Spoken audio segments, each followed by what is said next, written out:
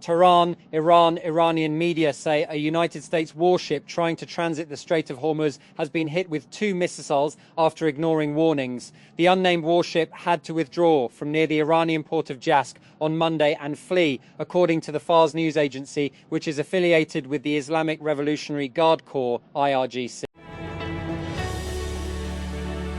Who Arsenal versus Atletico Madrid? What Champions League semi-final? Second leg where? Emirates Stadium, London when? Tuesday at 8 p.m. 19 GMT. How to follow? We'll have all the build-up on Al Jazeera Sport from 16 GMT in advance of our live text commentary stream. Arsenal host Atletico in London in the Champions League semi-finals with the tie evenly poised at 1-1 after a first leg dominated by penalty decisions in the Spanish capital. 3 people who were on board a Netherlands-based cruise ship in the Atlantic have died during a suspected outbreak of the hantavirus, authorities say. The virus is a rare infection transmitted to humans by rodents. On Monday, the World Health Organization said the risk posed by the hantavirus to the wider public reached Malo, despite the deaths on the MV Hondius cruise. Manchester United's 3-2 victory over Liverpool on Sunday confirmed that they are headed back to the UEFA Champions League, UCL, after a 2-year absence, with Arsenal and Manchester City also already guaranteed to be playing in European football's elite club competition next season. That leaves at least 2 more spots still to be filled.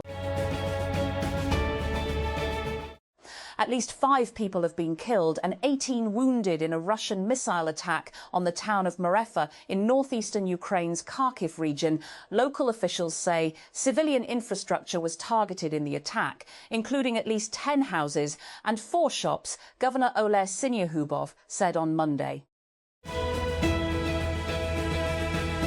And this is it. The BOGO offer is live.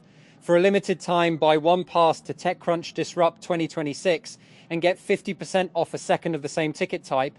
This is a short window to bring someone with you and get more out of being there. Bring a colleague, a co-founder, a partner. Karachi traffic police have launched a new enforcement measure against wrong-way driving, providing officers with gadgets to issue fines to violators. Traffic DAG Peer Mohammed Shah said motorists in the city have increasingly been violating one-way rules, adding that officers have been equipped with gadgets to improve enforcement.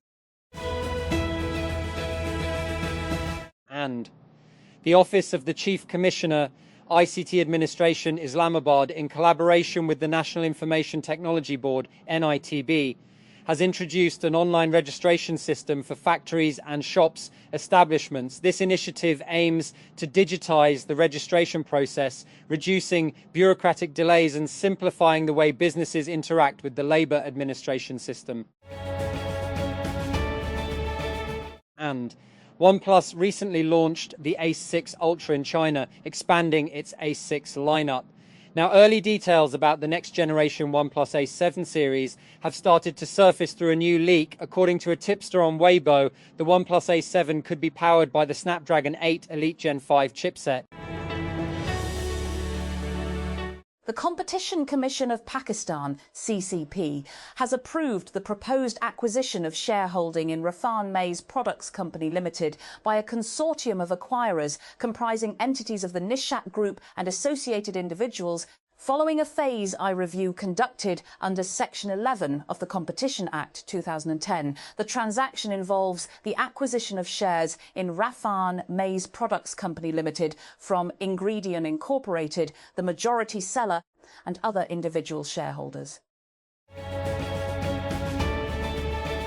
Samsung's Galaxy S27 Ultra is still far from launch, but early leaks have started to reveal possible changes for the next generation flagship. A recent report pointed to a redesigned rear camera module, and a new leak now claims Samsung is testing a new primary camera sensor for the device. And DoorDash on Monday added new AI-powered tools that let merchants speed up onboarding, edit photos to make dishes look better, and create websites based on their app listings. And The onboarding tool works similarly to the one Amazon launched in 2024. Merchants can point the tool to their website, from which it will automatically fetch information such as photos, store hours, and menu items to create a listing on the app. Merchants can review and edit all of this information before publishing the listing. Refrigerators today run on the same basic technology as they did more than 100 years ago. You'd think we could have come up with something better by now, and we have, but nothing has been able to dethrone cheap, reliable vapor compression, the process that's keeping your milk cold today. One startup hopes to change that. Health authorities are investigating a suspected hantavirus outbreak aboard the cruise vessel MV Hondius after 3 passengers died during the voyage from Argentina to Cape Verde. According to the World Health Organization, 1 case has been confirmed so far, while 5 others remain under investigation. Laboratory testing is underway to identify any additional infections and determine the source of the outbreak. Karachi traders have called on the government to ease restrictions or extend business hours as a severe heatwave continues to impact the city. Rizwan Irfan, president of the Karachi Electronics Dealers Association, urged Prime Minister Shehbaz Sharif and Sindh Chief Minister Murad Ali Shah to take immediate action. The Pakistan Hockey Federation, PHF, has officially announced the trial schedule for both its under-18 and senior national teams as part of preparations for upcoming international competitions, including the U18 Asia Cup and the FIH Pro League. According to a press release from the PHF media cell, the decision was made after detailed consultations among the Federation's Professional Development Committee, National Selection Committee and team head coaches. The final plan was approved by the PHF president. A surge of phishing campaigns offering free verification badges is targeting users across social media platforms. According to security researchers, these scams exploit the demand for verified blue tick badges, which are often seen as a sign of credibility and authority. And the Islamabad administration has enforced a strict one-dish policy, warning that a second violation will lead to sealing of marriage halls and arrests, along with legal action and fines. According to the spokesman of the ICT administration, the authority has stepped up enforcement of the one-dish policy at wedding venues. Italian prosecutors have opened an unlawful detention investigation following a raid by Israeli forces on a Gaza-bound aid flotilla. Italian media reported on Monday the probe was opened following complaints received over the detention last week of Spanish citizen Saif Abu Keshek and Brazilian Tiago Avila, who were on an Italian-flagged vessel.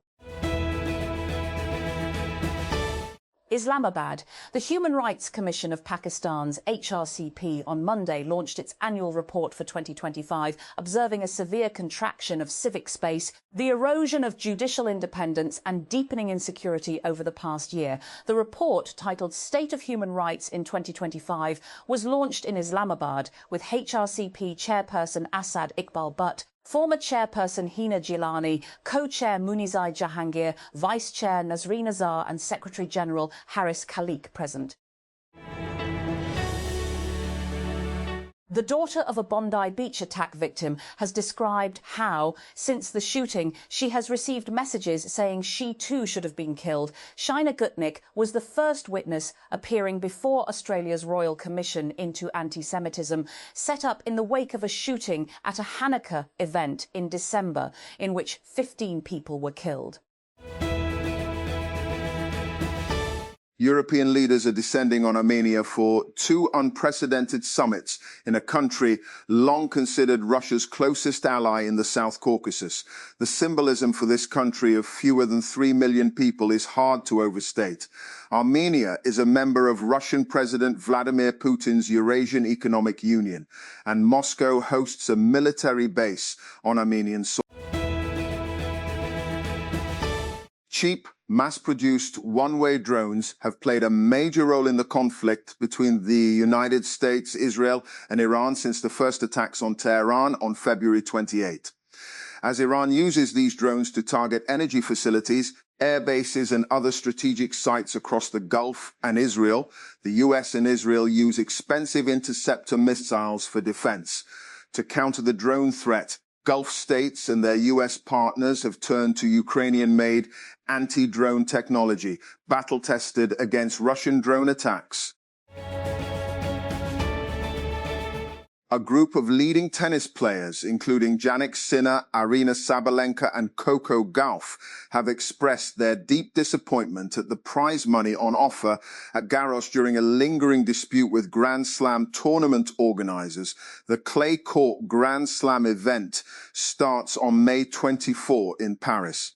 The players said they have other demands that have not been addressed by officials, including better representation, healthcare, and pensions. The Capital Development Authority, CDA, has decided to launch a joint venture with the Defence Housing Authority, DHA, for the development of 3 new sectors in Islamabad, following the progress made on Margala Enclave. According to a CDA spokesperson, the two sides will work together on sectors D13, E13 and F13. The Higher Education Department, Punjab, has taken a decision to set up counselling centres in government colleges for the guidance and welfare of students. This initiative aims to build the character of students, improve their mental health, and prepare them for a better future. The Punjab government has introduced sweeping changes to the registration and renewal system for private schools, imposing stricter conditions aimed at improving transparency, oversight, and digitization. Under the new policy, the Private School Regulatory Authority Punjab has been directed to strengthen monitoring, with all registration processes to be conducted through a centralized online portal. And the National Accountability Bureau, NAB, conducted an operation in Al Haram City, Islamabad, to remove illegal occupation from plots belonging to allottees after receiving complaints from affected owners.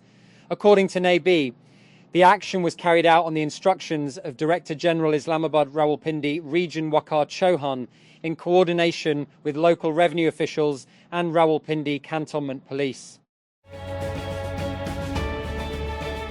Total of 7 domestic and international flights had been cancelled, while several flights had been delayed at the Allama Iqbal International Airport.